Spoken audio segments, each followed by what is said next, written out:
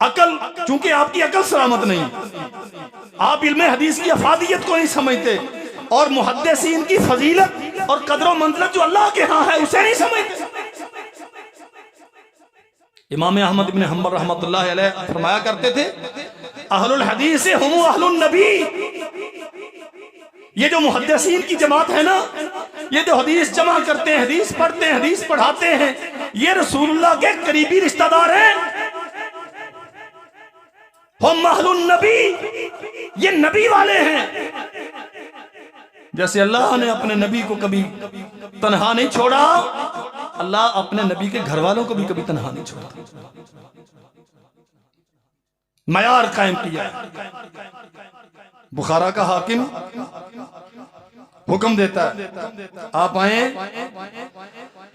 اللہ اکبر، اور میرے بچوں کو گھر میں آ کے حدیث پڑھایا کریں۔ فرمایا اچھا، تیرے بچوں کو گھر میں آ کے پڑھایا کروں۔ یہ رسول اللہ صلی اللہ علیہ وسلم کی میراث ہے، اور یہ اتنی بے قیمت نہیں ہے کہ میں اسے اٹھا کے شاہی دربار میں نیلام کرتا پھروں۔ سمجھو بات میرے بھائی، قیمتیں نہ لگایا کرو۔ جو مخلص دین کے خادم ہیں نا، ان کے ریٹ نہ مقرر کیا کرو، انہیں پیسوں میں نہ پرکھا کرو۔ تیرے پیسے کا اس سے بہتر مصرف اور کوئی نہیں کہ وہ اللہ کے دین کے خادم پہ صرف ہو جائے۔ خود امام بخاری رحمۃ اللہ علیہ جب اللہ انہیں منافع دیتا، اہل سیر نے لکھا ہے کہ 500 درہم ہر مہینے محدثین اور طلاب حدیث پہ صرف کرتے تھے، اور فرمایا کرتے تھے کہ ان سے زیادہ فقراء کو بھی دیتے تھے، مساکین کو بھی دیتے تھے، لیکن فرماتے تھے کہ محدثین اور حدیث سیکھنے والے ان سے زیادہ ہمارے عطیات کا اور ہمارے تحائف کا اور کوئی حقدار نہیں۔ یہ حکمران حاکم بخارا باقاعدہ آرڈر کرتا ہے آپ آئیں اور میرے بچوں کو آگے گھر میں پڑھائیں۔ فرمایا یہ رسول اللہ کی میراث ہے، اور میں اسے دربار شاہی میں لے جا کے اس کی قیمت نہیں لگوا سکتا، اگر پڑھنا ہے تو میرے پاس بھیجو۔ اس نے کہا چلیں آ جائیں گے آپ کے پاس، لیکن تھوڑا سا پروٹوکول کا لحاظ رکھنا، انہیں عام لوگوں سے الگ۔ فرمایا ایسا نہیں ہوگا، اللہ کی دربار میں غریب امیر سارے برابر ہیں، جو میرے سامنے آ کے دوزانو ہو کے بیٹھے گا اس پہ ہم لال و جوہر لٹائیں گے، جو آداب شاہی کا خیال رکھتا ہے وہ رہے اپنے گھر میں، میرے پاس نہ۔ عرصہ حیات تنگ کر دیا ہے۔ میں آخری بات عرض کرتا ہوں، آج یہ 7,500 حدیث کا مجموعہ، جس کی ہر روایت صرف اتنا کہہ دینا کافی ہوتا ہے رواہ البخاری، یہ بخاری میں، اس کے آگے کوئی بات کہنے کی حاجت نہیں، بخاری نے لکھی ہے اپنی صحیح میں، اس کی اتھنٹک ہونے میں کیا شک؟ آسانی سے نہیں آیا۔ حاکم وقت نے گھیرا کر لیا، عرصہ حیات تنگ کر دیا۔ کچھ بیچارے ان کے ہم مصر مولوی تھے جو جلتے تھے، انہوں نے بھی ساتھ حکمران کو بھڑکانا شروع کر دیا، نکال دیا گیا امام بخاری کو بخارا سے۔ اس کا مطلب ہے یہ علماء کی سنت ہے، جماعتیں ایویں کر دیا میرے مولویوں نے۔ اللہ اکبر۔ سمرقند کی طرف جا رہے تھے، پہنچے نہیں تھے، وہاں کسی بستی میں کوئی رشتہ دار تھے، رات ان کے پاس ٹھہرے۔ عید الفطر اللہ ذوالجلال والاکرام نے اپنے پاس بلا۔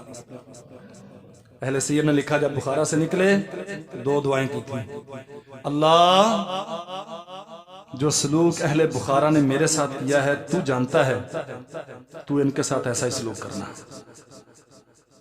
اور اب یہ زمین میرا بوجھ اٹھانے سے قاصر ہے، تو مجھے اپنے پاس بلا لے۔ سمرقند پہنچے نہیں ہیں، اللہ نے اپنی ملاقات کے لیے بلا لیا، اور جو باقی تھے ان پہ ظلم کرنے والے، تاریخ لکھتی ہے کہ تھوڑے ہی دنوں کے بعد حاکم بخارا اس زہلی کو، احمد زہلی کو معزول کیا گیا اور پابند سلاسل کیا گیا، اور وہیں قید میں مرا، اور وہ مولوی جو سازشیں کرنے والے تھے اللہ ذوالجلال والاکرام نے دنیا میں زندگی میں رسوائی ان کا مقدر بنا دی۔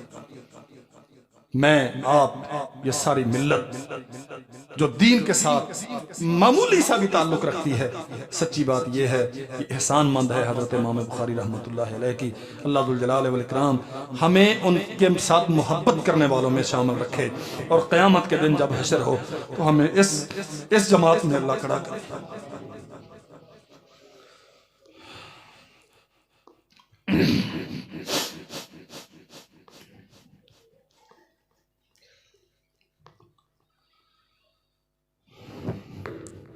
یہ سلسلہ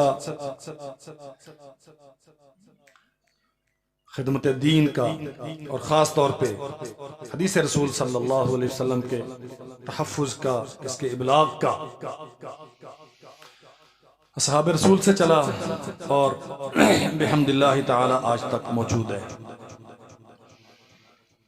ابھی چند سال پہلے کی بات ہے، آپ کے پاس وقت کے بہت بڑے عالم اور محدث حضرت شیخ الحدیث مفتی محمد اصغر حازم، تھوڑا ایسا کہنا یار ایک کام آپ کرتے ہیں ان کے لیے دعا کا، اس کے علاوہ تو کچھ نہیں کرنا، یہ تو کم از کم تسلی سے کیا کریں۔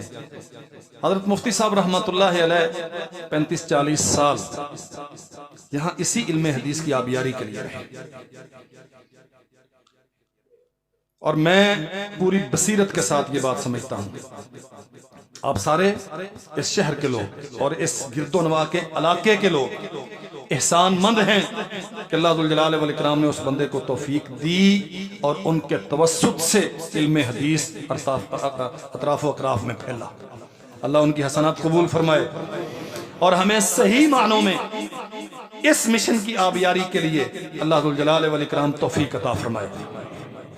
یہ ادارہ، اس میں ہونے والے تعلیم و تعلم کے، دعوت و تبلیغ کے، بندگی کے سارے کام الٹیمیٹلی انشاءاللہ وہ تمام بزرگ جو اس کے بنانے میں، اس کے چلانے میں شریک رہے، اس کے لیے غور و فکر کرتے رہے، بھاگ دوڑ کرتے رہے، جو بھی ہیں آپ جانتے ہیں، میں سب کو نہیں جانتا، اور بالخصوص حضرت استاد مفتی محمد اصغر حازم رحمۃ اللہ علیہ، ہمارے جتنے بھی نیکی کے کام اس ادارے میں ہیں، اللہ اپنی سنت اور طریقے کے مطابق انشاءاللہ ہمیں بھی پورا اجر دے گا اور حضرت استاد کو بھی پورا اجر دے گا۔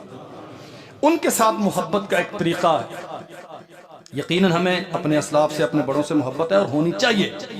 جو اپنے بڑوں کا احترام نہیں کرتے، جو ان کی قربانیوں، ان کی خدمتوں کو زندہ نہیں رکھتے، جو اچھے الفاظ کے ساتھ ان کا تذکرہ نہیں کرتے، وہ مر جاتے ہیں، تاریخ انہیں باقی نہیں رکھتی۔ ان کے ساتھ محبت کے اظہار کا ایک طریقہ یہ ہے کہ ہم اس ادارے کے ساتھ پوری دلی وابستگی کے ساتھ کھڑے ہوں اور اس سوچ کے ساتھ کہ وہ ہمارے استاد تھے، اپنی زندگی میں وہ کرتے رہے، آج یہ بوجھ ہم پہ ہے اور ہم نے بھی انشاءاللہ اسی طریق پر یہ کرنا ہے۔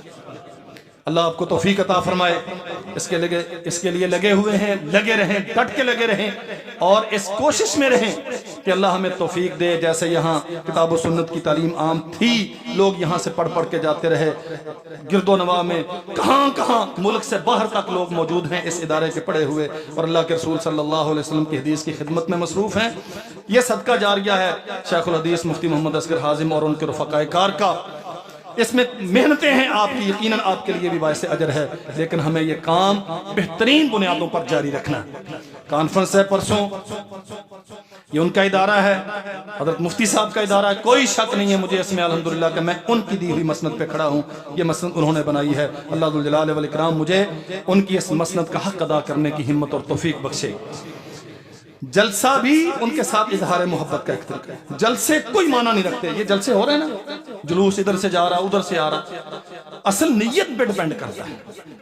ہمیں تو لوگوں تک اللہ کا دین پہنچانا، ہمیں اس ادارے کو مضبوط کرنا، ہمیں لوگوں کے دلوں کو اس ادارے کے ساتھ جوڑنا ہے اور اپنے بڑوں کی خدمات کا اعتراف کرتے ہوئے انہیں آگے لے کے چلنا ہے انشاءاللہ۔